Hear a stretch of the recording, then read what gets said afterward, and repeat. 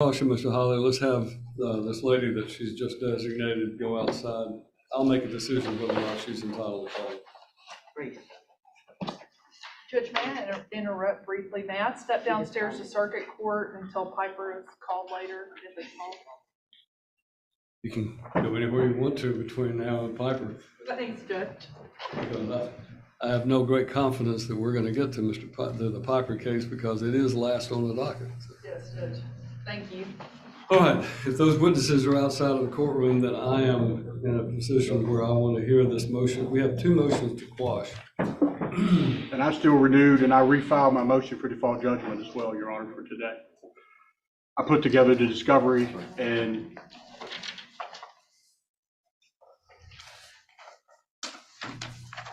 well, let's first take up the motion to quash. You are here, if I understand, on the motion to quash, Mr. Mills. Yes, Your Honor. I'm representing the town of White Bluff. Two officers were subpoenaed by Mr. Holly, and Mr. Potter's here on behalf of the county. A county detective was subpoenaed. Ready to take that up if Your Honor is ready. Ready to go. I assume that's something we need to address on the front end, simply because of the fact that it will determine how many witnesses are available and what evidence is available.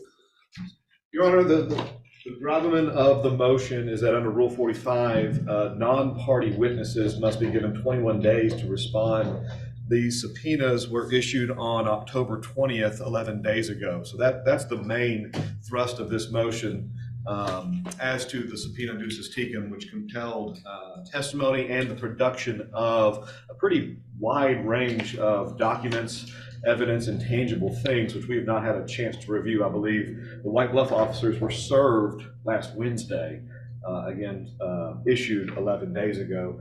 Also, there are criminal investigations that are pending that involve both parties. So if the court denies our motion to quash as to these subpoenas and requires their testimony, we would ask the court to limit their testimony to any facts unrelated to those criminal investigations. So that's the basis. I don't know if Mr. Potter has anything to add for the county for Detective Lovell. It's the same argument, Your Honor. I think that the county detective was subpoenaed to appear today and give testimony. The same argument Mr. Mills has made, asking for a lot of documents, records, papers, electronically filed information, etc.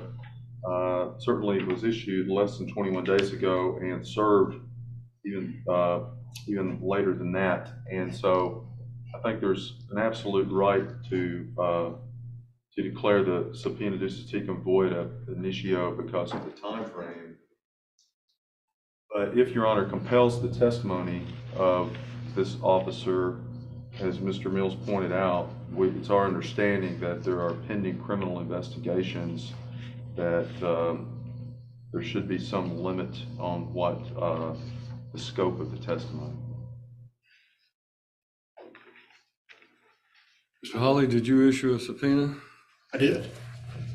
A couple of them. Two White Bluff City officers and then Detective Lovell, who is with the county on behalf of, that's what Mr. Potter is arguing.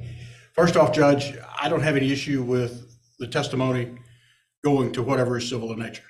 I agree with that wholeheartedly. Part of the reason for the delay in these subpoenas is the lateness of the answers and the discovery that I got. If Your Honor is looking at my motion, and when we get to my motion here in a few minutes, what you will know is that she answered the discovery late on a Friday, September 22nd. I had that Valdez case on Monday, a couple of other ones. I'm in the office on Sunday trying to figure out and make sense of the discovery. As I was looking at the discovery, I was taking her answers, looking at it, looking at the questions, flipping it over upside down and doing that thing. And I left her answers upside down on my desk when I ran out of there late Sunday night to get everything prepared. When we came to court last time on the default judgment, the answers that were filed with the court didn't include her written answers. I've corrected that today in my filing. I put everything together, explained that in my motion, and it's all there. It's still grossly deficient. I still want to take up my default judgment momentarily. Part of it, if you will look, and I can pass it back, but part of the problem that I had was when she answered the discovery, when I wanted to know where all of these items were. In this case, this motion for contempt is about her cleaning out his house. You heard the testimony of the officers already. But I get this with typeset that is, I don't know, 1/8 of an inch maybe. I had to get my magnifying glass out to look at it. It's riddled with some of these things now she's claiming she gave to the officers. And there's some different kind of stuff she gave. I don't know why you would need, there's like a sugar tester for your blood. There's some things in there. I have no idea why they would need that in an investigation. But she claims she gave it all to Officer Suddeth, Chief of Police in White Bluff, Chris Fulcher, and Steve Lovell, detective. My question for them is, do you have it or do you not have it? Is she telling the truth? Is she not telling the truth? My understanding, I expect the evidence will show, Officer Suddeth said whatever he got, he gave to Detective Lovell. Chris Fulcher's out there with one air tag he said he had, and that was all that he has. And that's what the evidence is going to show. Detective Lovell says he has a couple of boxes of things out in the car that if, told to come in or wants to, inquire about that, he does have those things. But that was the reason for the lateness. By the time I had a chance to look at her discovery and determine that from the 22nd of September late in the day, which I think if I calculated right, it's about 10, 12, 13 business days. By the time I had a chance to read her discovery where she's now saying that some of these items went with the officers, that's when I said, well, we may need the officers here to figure out what exactly she gave. I've spoken with, and Detective Martin, Troy Martin is in this, I've spoken with him. She claims there was a lot of stuff given to Sheriff Eads. The evidence will show with Detective Martin, he investigated that. Sheriff Eads didn't have anything. There's a couple of things that Detective Martin's had. He's been here the entire time. I haven't seen him this morning. I hope he comes. I may have to call him. But the basic gravamen of what I'm after is not necessarily for anything criminal. It's just for these guys to testify as to what she actually gave them, see if it goes to the truth of what she's saying in her discovery. The discovery answers were not signed. Again, that's part of my motion here in a few minutes. They're not under oath now. They're nothing but just pieces of paper that were given to me. But that is what she has told me, and she gave it to me months late. I filed this discovery. I think the discovery is 6-7 months late. I haven't looked at it in a little bit, but it was very late from the time she gave it to me. But I was scrambling to get them if she when I did based on what she told me. I'm gonna ask that they stay and at least provide that testimony to the court. They are here. All right, Ms. Claiborne, you want to come to the podium? And this is, all I'm hearing right now is the motion to quash that's been filed by the town of White Bluff and Dixon County on behalf of these witnesses that have been subpoenaed. Yes, Your Honor. The reason that I wanted to take this stand is I want to discredit several things that Mr. Hawley is saying. I believe we're not arguing the motion. Yeah. We're not arguing a motion for default. Focus on just the motion to quash the subpoenas that we issued. Did you issue a subpoena for these two officers? No, Your Honor. You did not issue a subpoena? No, Your Honor. Then have a seat. Since the subpoenas were issued by Mr. Hawley rather than Ms. Childers Claiborne, it is this court's opinion that rule pretty clear, as was set forth in the motion, that Rule 45.07 of the Tennessee Rules of Civil Procedure is styled, and this is important, protection of persons subject to subpoena. The purpose of the rule is to protect people who are being subpoenaed that are non-parties. Subsection 1 of that rule states as follows: a party or attorney responsible for issuing and serving a subpoena must take reasonable steps to avoid imposing undue burden or expense on a non-party witness subject to the subpoena, and shall provide the non-party witness at least 21 days after service of the subpoena to respond, absent agreement of the non-party witness or court order. Now, in my opinion,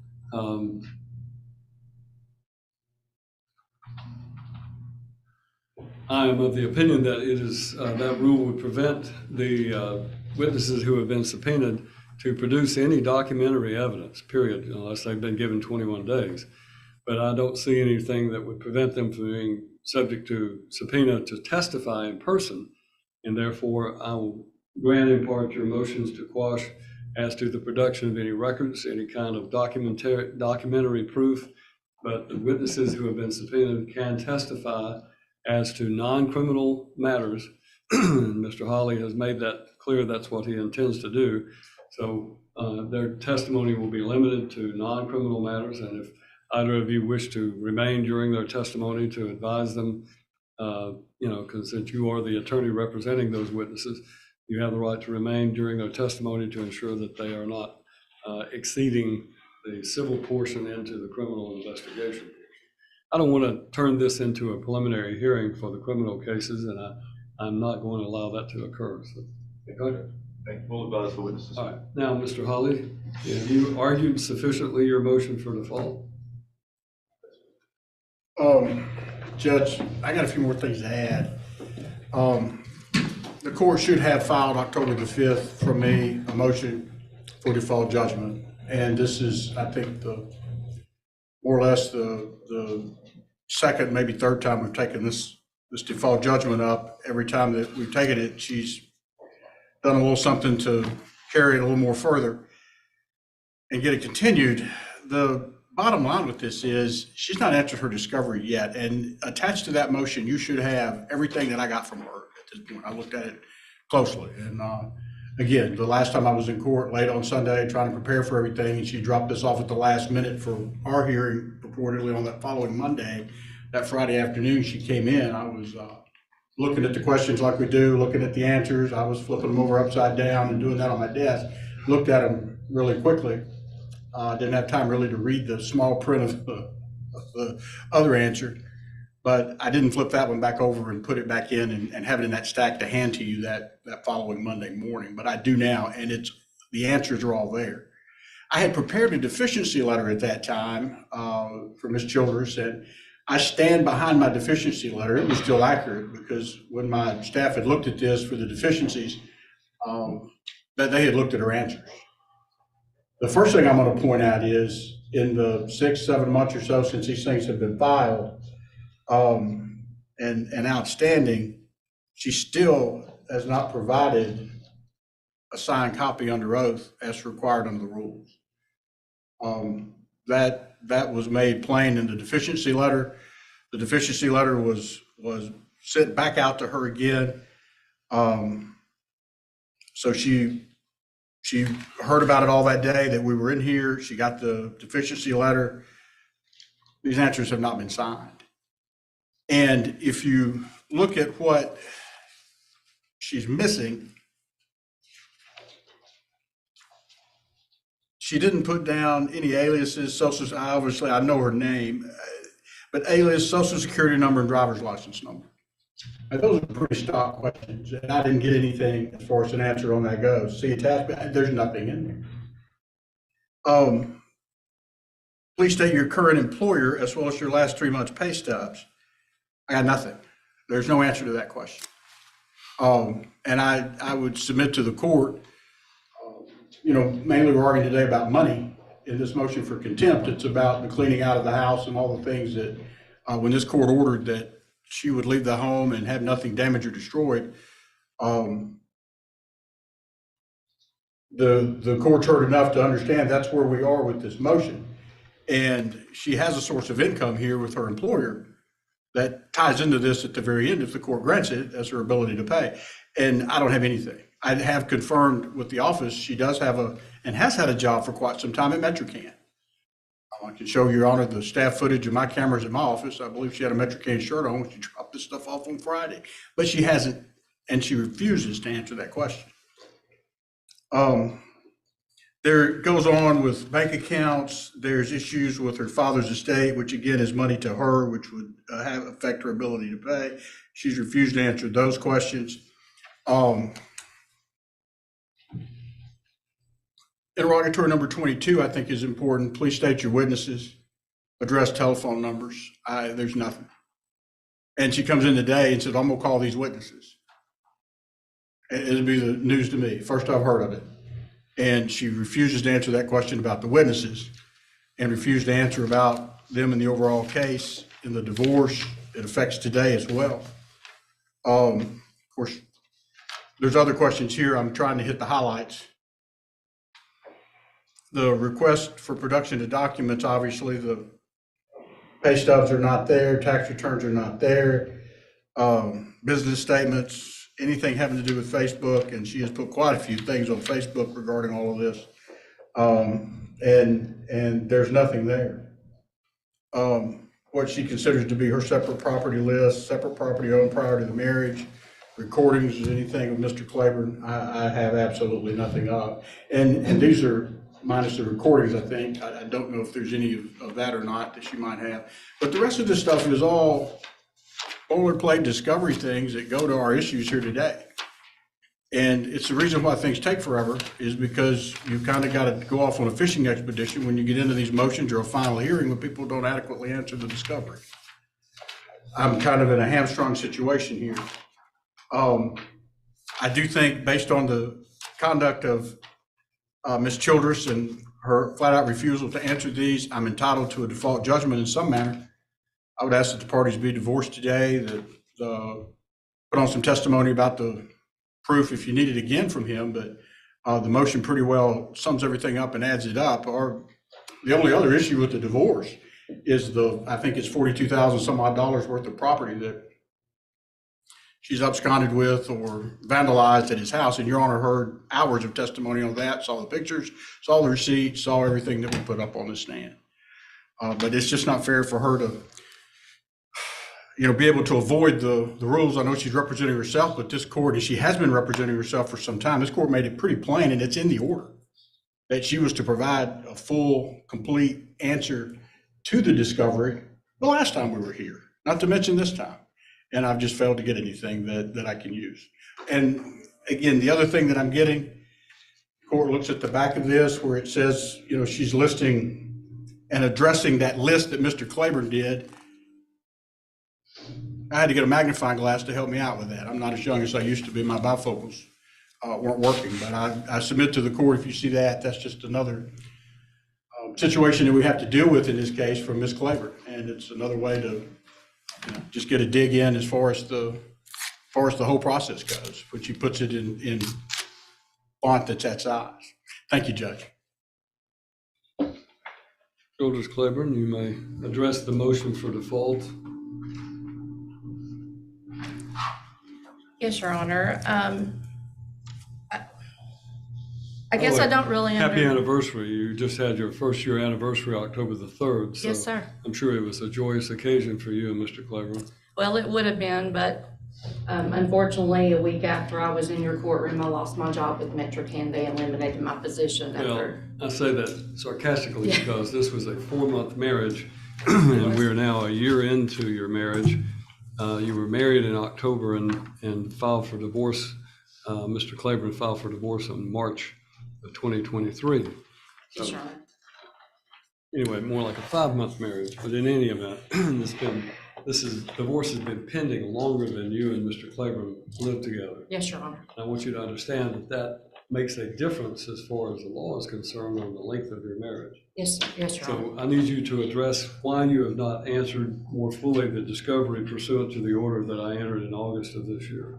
Yes, Your Honor. So when you entered that order in August, you gave me 30 days to respond to Mr. Hawley. I did that. I delivered the discovery request in a packet on September 22nd. Furthermore, Mr. Hawley stated when we were in here last that I didn't submit my discovery responses at all, even though he was quite vocal in quoting my responses that I did provide.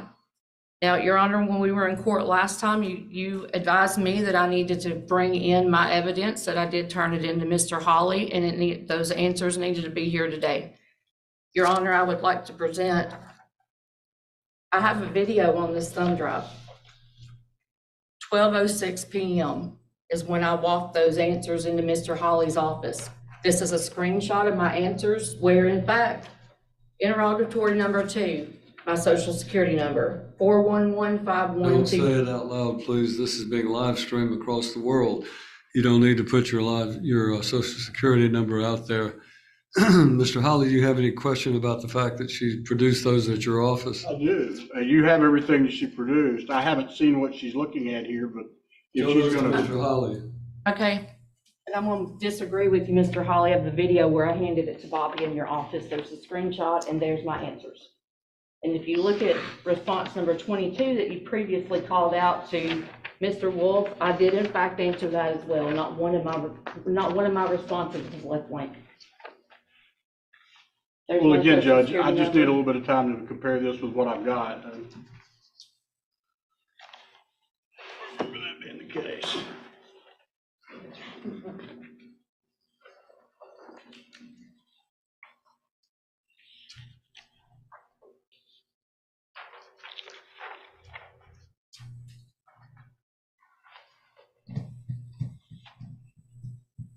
I did not get this.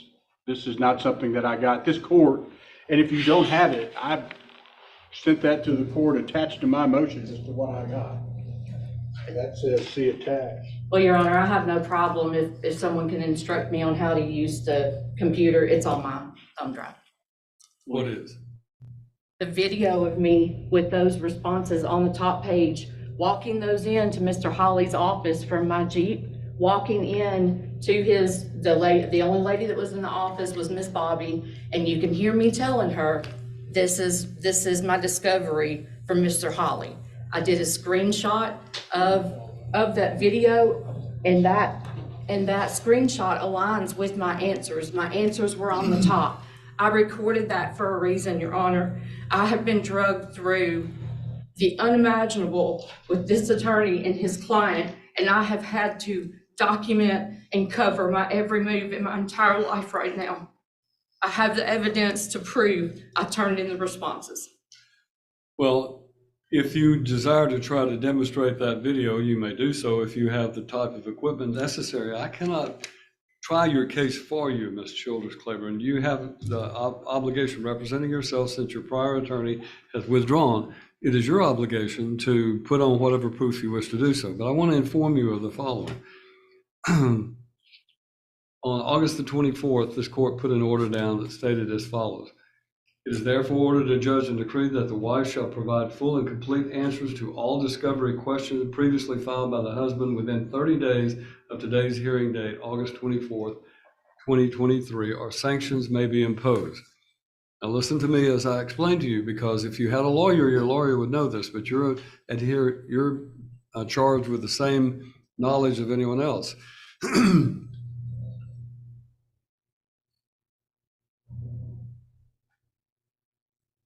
Each interrogatory, I'm looking at Rule 33 of the .01 of the Tennessee Rules of Civil Procedure.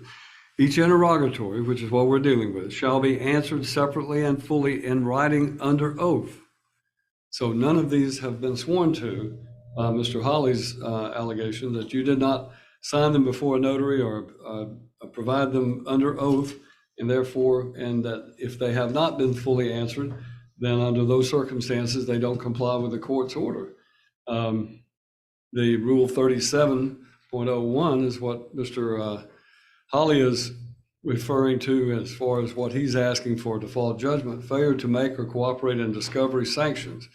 And basically, it provides that if a person fails to provide the answers under interrogatories that were required under a court order, that an evasive or an incomplete answer, for purposes of this subdivision, an evasive or incomplete answer is to be treated as a failure to answer. It allows the court to make award of expenses for the motion. Failure to comply with a court order. If a party fails to comply with an order regarding discovery, provide or permit discovery, including an order made under the previous order that I've done, then these are what the court can do. An order that the matters regarding which the order was made or any other designated fact shall be taken as established for the purposes of an action in accordance with the claim of the party obtaining the order. In other words, basically it says it's not a default judgment, but it basically says whatever Mr. Holly and his client say is the truth is to be taken as the truth.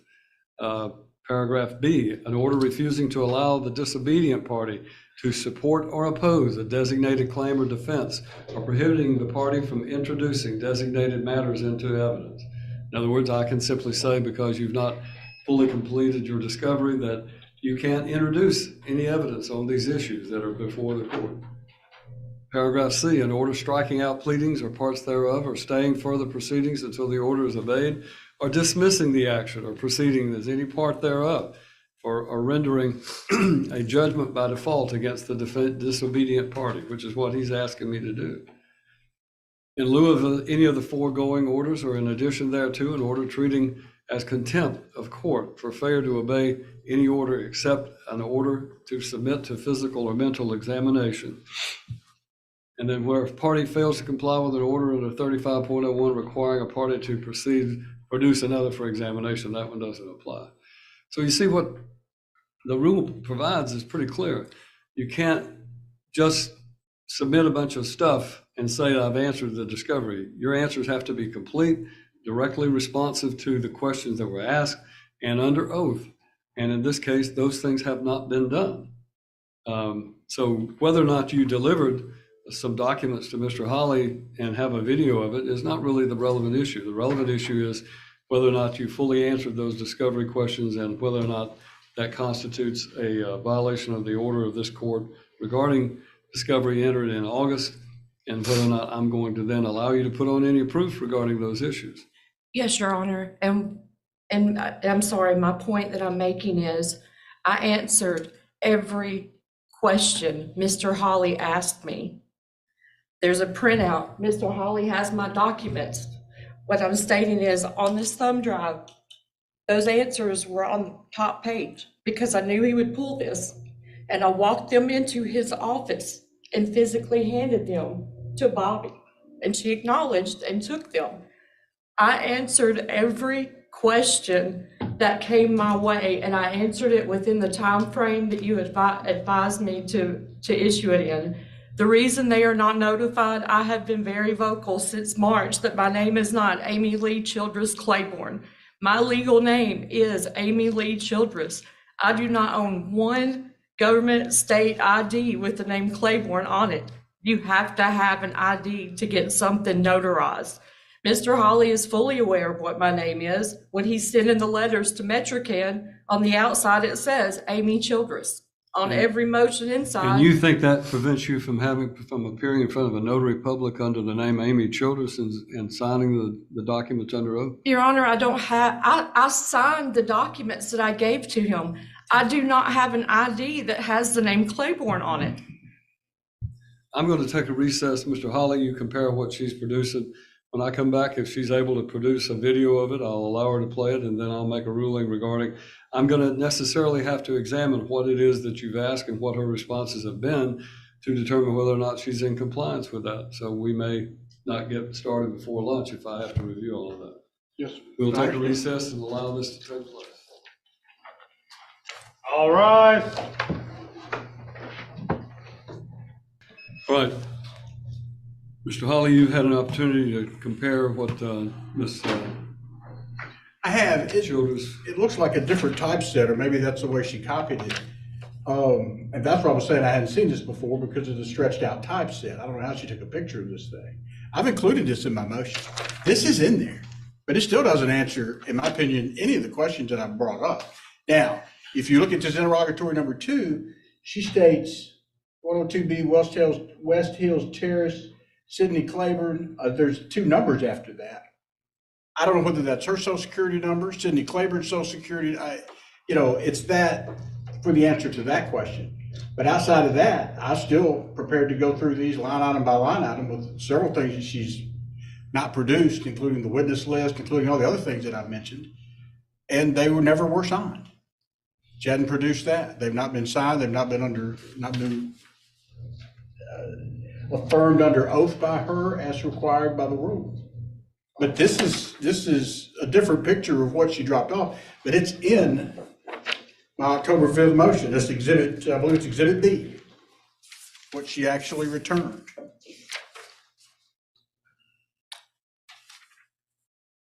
So I still stand behind, as far as a list of everything that's not appropriate. If she's going to testify or whatever, that's her social security number, I guess that would be one answer to, again, the 2-page deficiency letter that's still outstanding. And I don't know how the court wants to do that, but if we need to go line item by line item, I guess I can. What the court wants to do is to finish this case because this case has been pending for far too long, considering the length of time these parties were married. So there's no question but that these answers do not comply with the rules of civil procedure, nor do they comply with the court's order regarding the requirement that she fully answer those questions.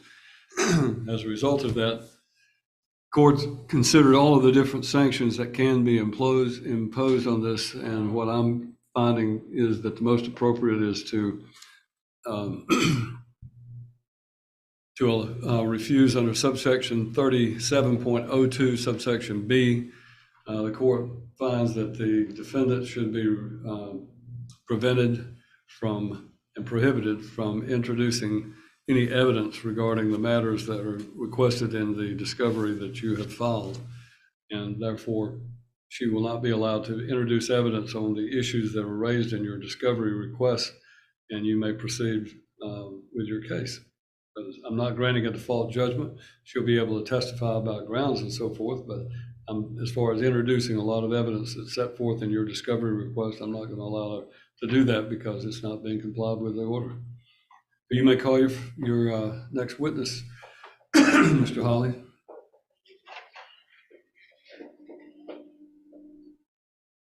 Can I have a moment with my client?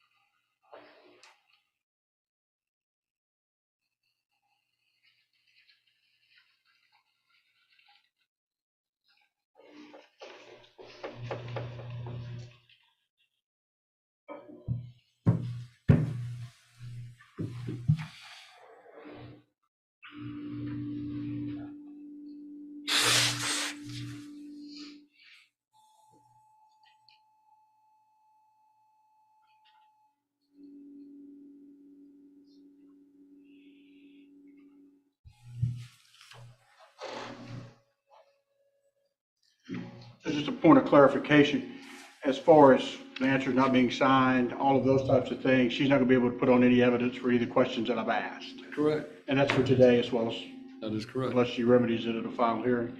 I would then call Colin Deaver. He can be my last witness to call then.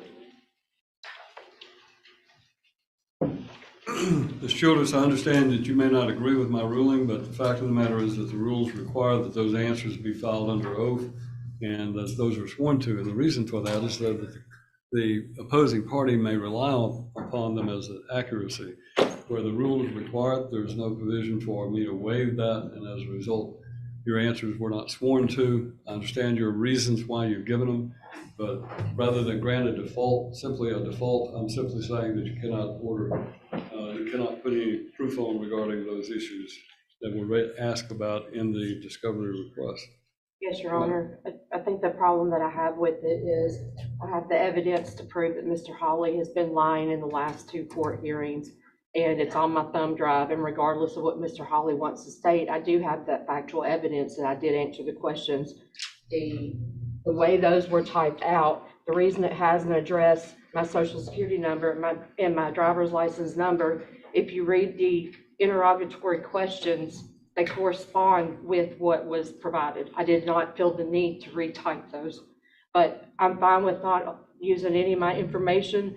I do have every bit of all of my documents to support that I did not cause the vandalism. My witnesses are here, and I will need the court to allow time because I do have videos as well as a lot of documentation. You understand what I've just ruled, that you're not going to be allowed to put on evidence regarding the issues that Mr. Hawley asked about in his discovery request. Your Honor, Mr. Hawley did not ask Number about. one, when I am talking, you need Sorry. to be quiet. So we're going to consider whether or not those questions were asked, and I'll decide whether or not. Raise your right hand and let the clerk place you under oath. Do you solemnly swear or affirm that the truth, all truth, nothing but the truth, so help you God?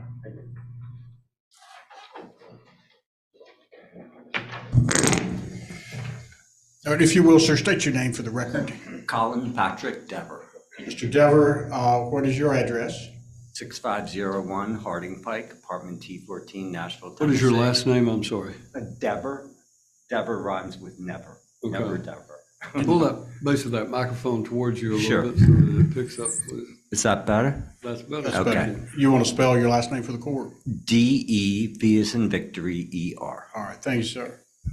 You know Miss Childress, correct? Yes, And y'all at one point were pretty good friends. yes, I mean, she came to you with all these issues that she's dealing with Mr. Claiborne, and you guys talked about all of those things, correct? she didn't come to me to talk about Mr. Claiborne. I found out about it after she asked me to pick her up from the hospital. And on the drive home, that's when she told me. And you had spent nights at Mr. Claiborne's home. Yes. You'd stayed there for how long? Every week I would spend like a few nights so she wouldn't be alone because she was concerned. Mhm. And, but I had, have my own place and my cat. And so I needed to get home and do things. So, At one point, you became estranged from Miss Claiborne, did you not? we had a bit of a falling out and, but Is it because she wanted you to lie to I the, object, Your Honor. I don't even know how Mr. Hawley can say that there was a falling out. Number one, you have to object on a legal basis for an objection. There is no legal basis to say that you don't like the question he's asked. So overrule your objection. I'm sorry, could you at repeat? one point, she was requesting that you lie to the police and file a false report about something that Hunter Anglin and Chris Lashley, the two officers that had previously testified, something that they had done. Is that accurate? Not that I recall. You don't remember anything about that at all? I do not. So Our falling out. you're saying that she never wanted you to make a false statement to the Dixon County Police Department? Not that I recall. Not that you recall? No, You think you would recall something like that? I would think so. I want to plug in here and put something on the screen if the court will allow. And if I can plug in.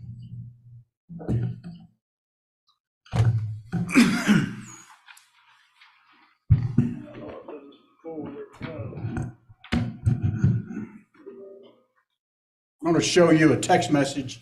I want to ask you if you recognize this text message.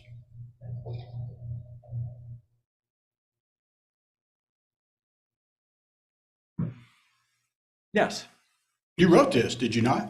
right. Can you read that for the court, please, sir? She wanted me to make a statement against the Dixon County Police Department. I would not do that as I thought they did nothing wrong. Well, But I'll show you another Facebook post and ask you if the last paragraph is something that you wrote.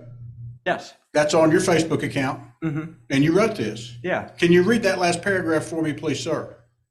She wanted me to say the officers did something wrong. I said I would not agree with that. No, the last statement, being a good Christian, that paragraph right there. Being a good Christian, I find it hard to bring myself to use this kind of language, but she's fine. This statement, and I'll ask you if you typed this statement. Yes. Can you read that statement for the court, please, sir? I'm going to kill this. See, I just got subpoenaed. This crazy doesn't want me to understand how much drama can one person create. Don't pay me back the $1,000 I lent you. Just leave me the hell alone. You had lent her actually money, correct? That's correct. This statement as well, sir. Did you type this paragraph?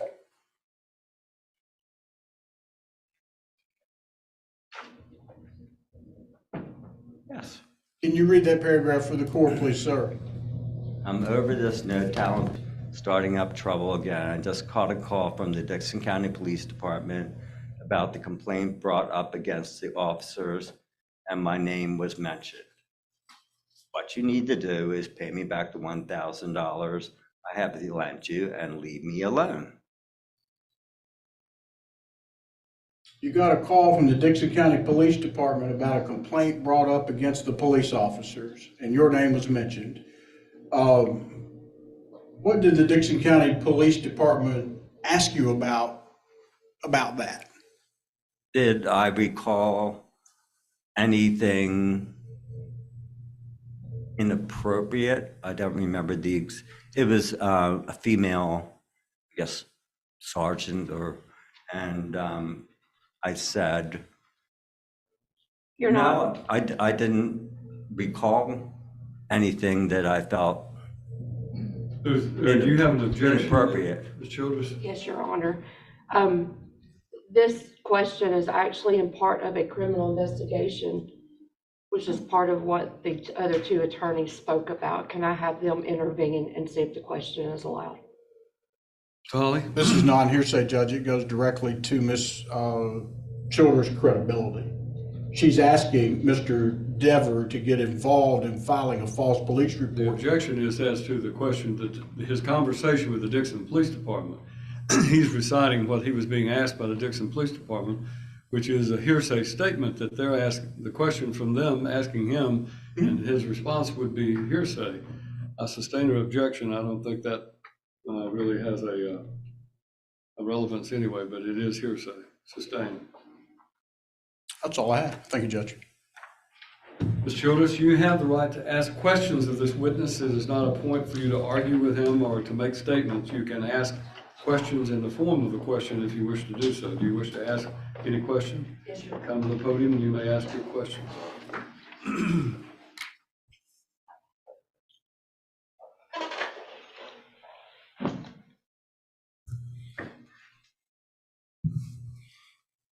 Colin, how would you explain our relationship? Well, we've been friends for 9 years. We met at a fundraiser raising money for a social service organization, and we just clicked. And, spent Christmases and Thanksgiving at your place and with your dad, and it was very good. How would you describe my emotional state with everything going on? Is it a way that you had seen me in the past? Judge, I would object to the relevance, first of all. State is not relevant. Your emotional state is not relevant to the grounds for divorce or to the issues regarding property. Yes, Your Honor. The post that Mr. Hawley showed said several times that I was crazy, and that's why I was asking the question. Right, well, I'll overrule the objection, allow it for that limited purpose. She's trying to rebut the statements by Mr. Devers as to her mental state, so I'll allow it for that purpose. No, and I was just so mad at you over that damn parrot of yours that I was watching that I lashed out inappropriately and used language that I should not have, and I apologize. Thank you.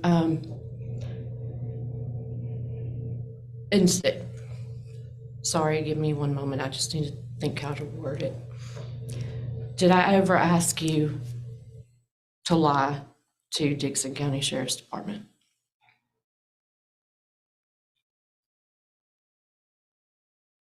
See, I'm not recalling that you ever asked me to lie. I was just furious, and maybe I worded it inappropriately and wrong.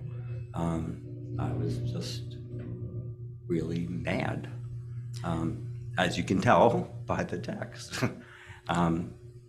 So, Without answering or providing any details of the investigation, can you state, did Dixon County Sheriff's Department indeed reach out? yes, it did. Did I ever reach out to you one time asking you to say anything to Dixon County Sheriff's Department? I'm not recalling it.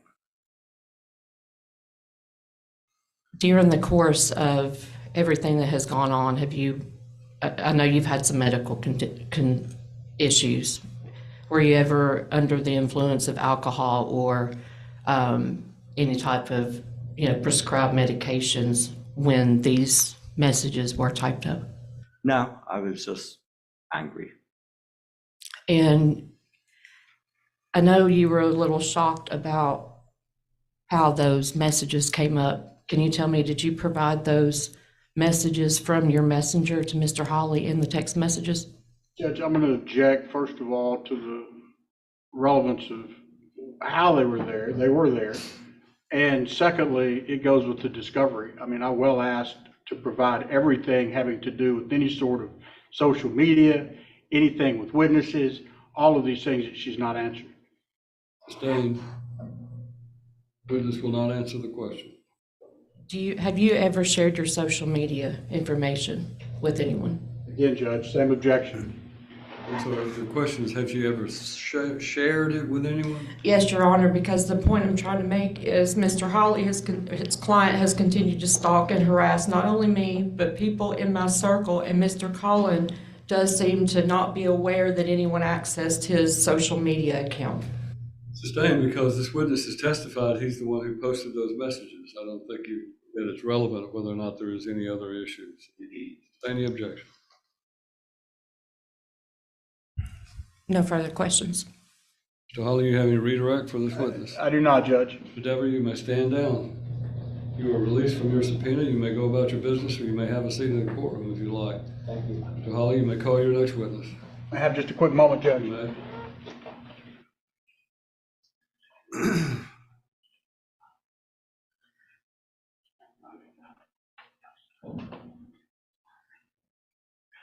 That's our proof, Judge. Plaintiff is rested to proof. Ms. Childress, you have the right to ask to put on proof if you wish to do so. Do you wish to call any witnesses or testify yourself? Your Honor, I'd like to call Detective Lovell. You'd like what? I would like to call Detective Lovell as a witness. And Judge, I would object. There was a witness list that I asked for. The court has already ruled Detective Lovell's not on here anywhere as far as a potential witness. He's a subpoenaed witness for me today, but she didn't issue a subpoena for him at all. And I object because, again, it's in discovery that I asked for this stuff. Your Honor, I answered the discovery questions. I did. And at the time of the divorce, the people that I were going to call as witnesses are the ones to testify to the abuse, what I endured during the divorce. What Mr. Hawley has filed is a separate contempt motion against me, where at the time items were removed from the house, I was not under a motion. More or less also, the divorce had not even been filed. I'm speaking to this in regards to, these are witnesses to what Mr. Hawley is claiming, and in the spreadsheet that I did send to him, and if he can't read it, again, it's on my thumb drive. I don't mind taking a recess, but Mr. Lovell is actually listed as a witness. And what do you intend to prove through Mr. Lovell? With Mr. Lovell was present, so was Detective Martin in the room when I had the meeting with CID at Dixon County. It must not have been false. There's my evidence. You talk to me, don't talk to him. Tell me what it is that you think that you are going to prove through Officer Lovell. Because Mr. Lovell was present in many of the meetings. Doesn't matter where he was present. What are you wanting to prove through, what are you going to ask him? What are you planning to put on in the way of proof? I want to ask him if he was present whenever the CID team was questioning me. There was an investigation. The previous law enforcement officer that he did bring to the stand confirmed that he was reprimanded for being unethical. Judge, I would object to this because it's a gravamen of what you've already ruled in the motion to quash, that we can't get into anything having to do with the criminal investigation. Well, Mr. Hawley, we highly contest the aspect of that domestic assault. Something that's relevant becomes an issue before the court. It's relevant if it tends to make something more true or less true. That is an issue before the court. We are trying a divorce case. We are not trying a criminal case. And as a result of that, unless it directly goes to the grounds for divorce or goes directly to the division of property, it is not relevant to the issues before the court. Whether or not this officer was present during the time that CID investigated or interviewed you is not going to prove anything that the court has to consider. It doesn't prove anything regarding the grounds.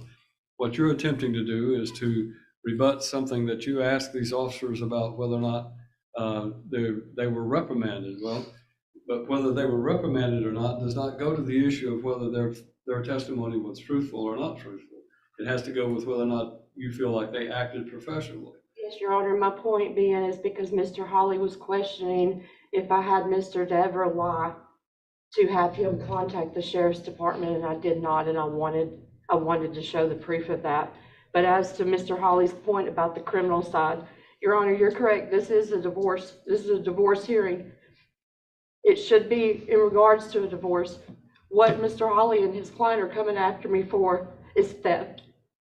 And my entire box, again, you can see it's been through Sheriff Eads, the DA's office, Mr. Crouch, all the law enforcement in this county. All of my evidence is based on criminal activity because Mr. Claiborne filed a false police report on me about what was removed from the house, and even went as far as reporting a gun into NCIC. We're getting into testimony. I think the court's going to allow her to testify in a minute, but she's arguing her case.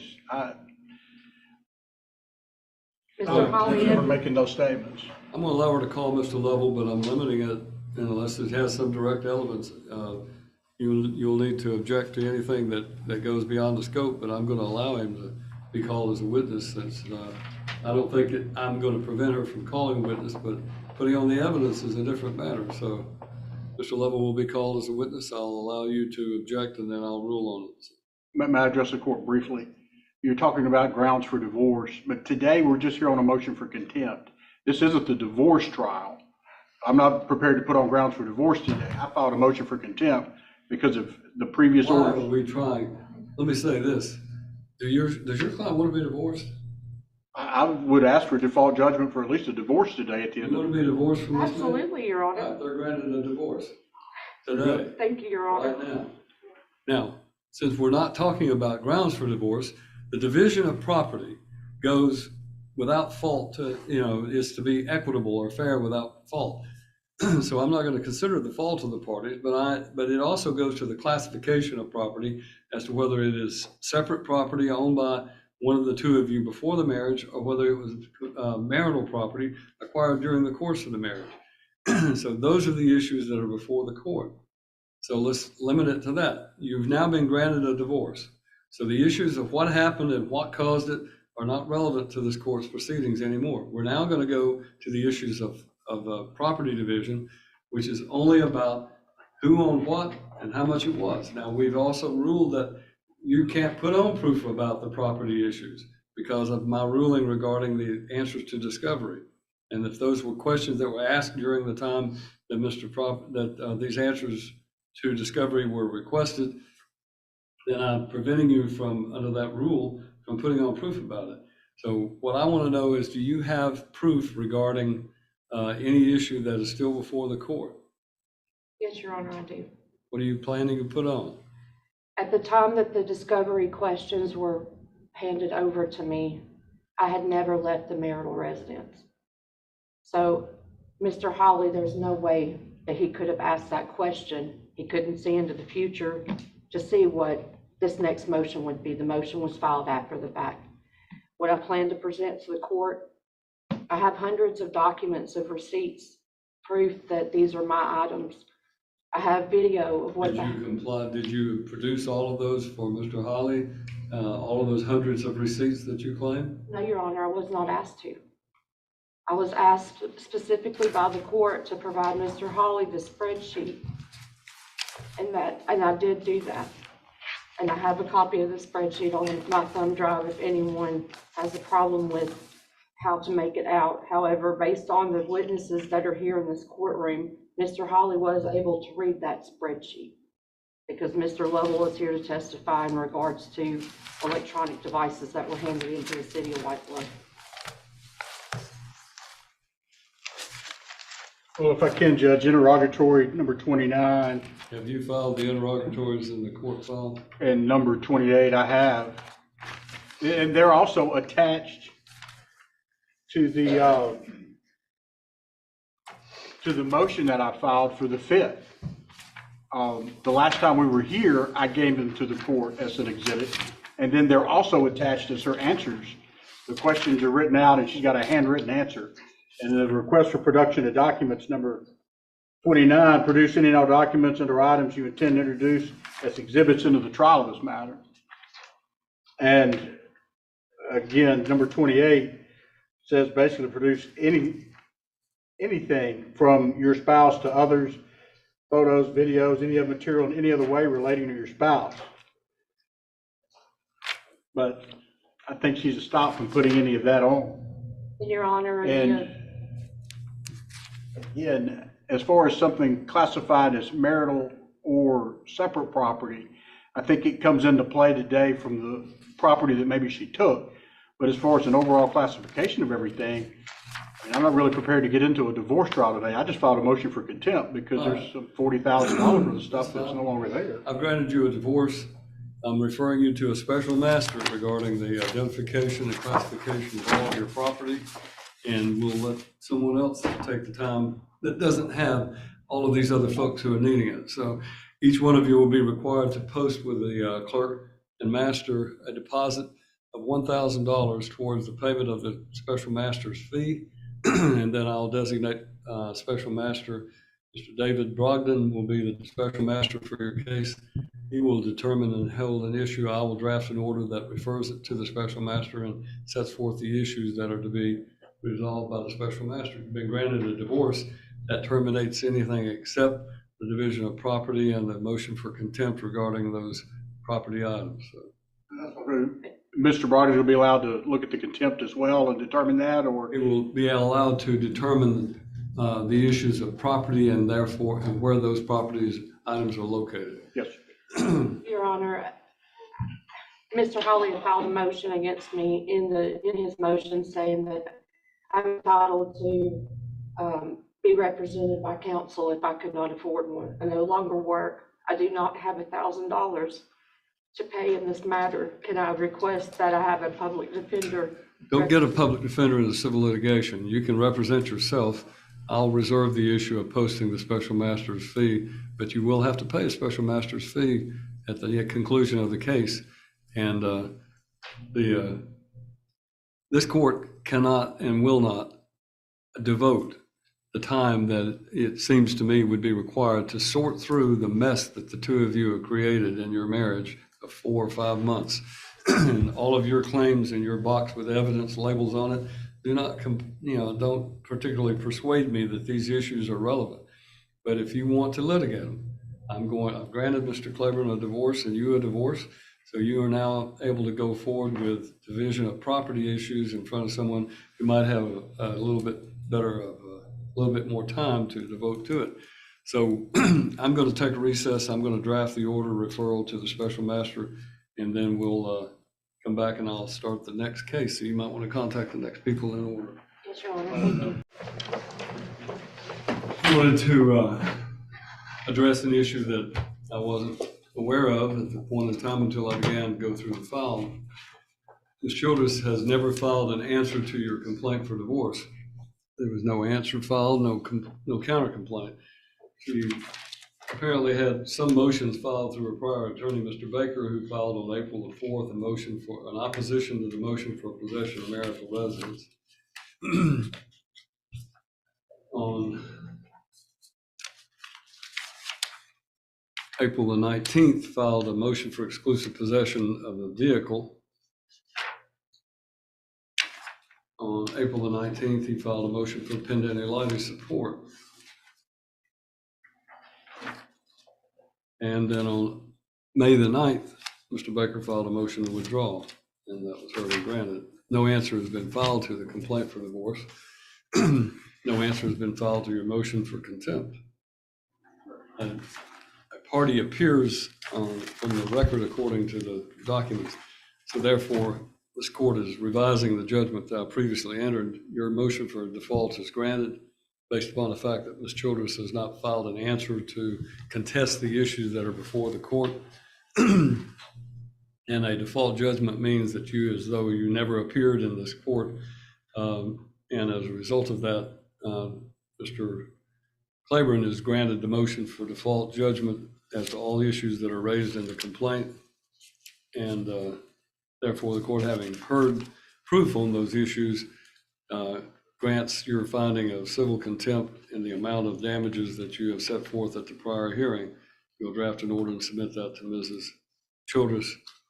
Ms. Your Honor, Childress. I was never given the opportunity to prove that I submitted those responses. But I want you to understand, this has nothing to do with the issue that you are talking about. This has to do with the fact that a review of the court's file, and the court speaks from its minutes, demonstrates that you have never filed an answer to the complaint as required by the rules. As many of the other shortcomings of the handling of your side of this case, the complaint alleges various items that you are guilty of all of these different things, and including inappropriate marital conduct, cruel and inhuman treatment. And it shows that you don't own any real property and that you are various properties subject to an equitable division. A default judgment means that you not having answered the complaint and raised those as issues, that there's nothing, and that there was no answer filed by you or Mr. Baker as to the motion for contempt. So therefore, you have not technically appeared in this court as a party, even though there were some motions that were filed on your behalf that were never completely litigated. Your Honor, the divorce and the contempt are two separate issues. I answered the interrogatories like I was asked by the court. I provided those responses. I don't know how to do this, but I can't represent myself or hire an attorney when there's over 50 motions being filed on me in this courtroom. I provided my responses. I just wanted somebody to look at the thumb drive to see I'm telling you the truth. Mr. Hawley, it was pointed out numerous times in the last 2 court appearances that he did have my answers. He quoted them on your stand. I watched the YouTube video back. I did provide the answers, Your Honor. The divorce should be 2 separate matters. There was nothing removed out of that home while I was under any type of restraining order. When the devices and the information that I provided to law enforcement at the request of them was handed to them before the divorce was even finalized. I have my evidence to prove all of this, but I've never been given the opportunity to present it to the court. As I explained to you earlier, it's not a question of whether you delivered or did not deliver something. You did not comply with the order of the court regarding the rules of civil procedure, which apply to you as they do to every other person. And I have, in this court's opinion, bent over backwards trying to assist you and trying to give you an opportunity to do these things that are required by the rules. Because of the fact that primarily, I just learned from my review of the file that no answer had been filed to the divorce complaint. I was in error in not granting a motion for default to Mr. Hawley.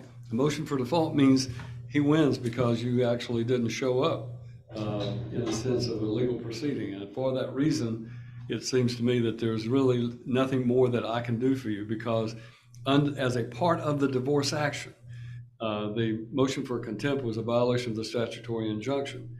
That should have required an answer to be filed by you, and although we had an extensive hearing, you have never technically appeared on that issue. You have not filed a response to it. You have not filed an answer to the complaint for divorce. So I understand you may not agree with my ruling, but my ruling is based simply on the law and the rules of civil procedure that apply to every person who appears in this court. You can consult an attorney. There are procedures that you can follow to try to address this issue in some sort of a motion that you might want to file if that's what you decide to do. But you may want to consult with an attorney about that first. Your Honor, I don't have the money. Do I have the option to appeal, to have it heard in another courtroom? You have every option available to you under the rules of civil procedure. Your Honor, in the motion that Mr. Hawley filed on me in that contempt, it said that I have the right to legal counsel. It was signed off on.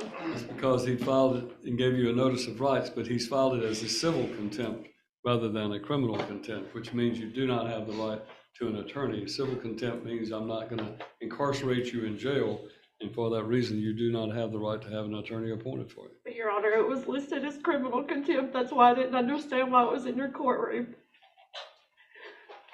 I'll draft the order, Judge. For the court, I'll draft the order. That is judgment of the court. She's not found in criminal contempt anyway. It was civil contempt on the issue of these items being removed. Even if it was just as a hearing on the division of property, she didn't appear in the divorce itself, so therefore this court is of the opinion that the plaintiff's proof should prevail. You can consult an attorney, you can consult the rules, you have every option available to you for someone who is disgruntled with an order that the court puts down. That is the conclusion of everything I'm hearing in this case. Yes, sir. Thank you, Judge. Your Honor, am I divorced? Am I You are divorced? divorced. Thank you, Your Honor. Take your contact is your. Ma'am, you can leave. He keeps You can harassing leave. me. That's his attorney. You can leave. Sorry, Judge. This case kicks off with tension in the air. We're in a heated courtroom where accusations, social media evidence, and alleged harassment collide. One side claims stalking and theft, while the other stands firm, armed only with procedure. Already, you can feel the stakes rising. Who has the stronger case? And will evidence even matter in a courtroom dominated by strict rules and deadlines? Stick around, because what happens next isn't just legal maneuvering, it's a high-stakes drama that turns on one crucial mistake. Here's the turning point: the judge allows a witness, Mr. Levelville, to testify, but immediately limits his role.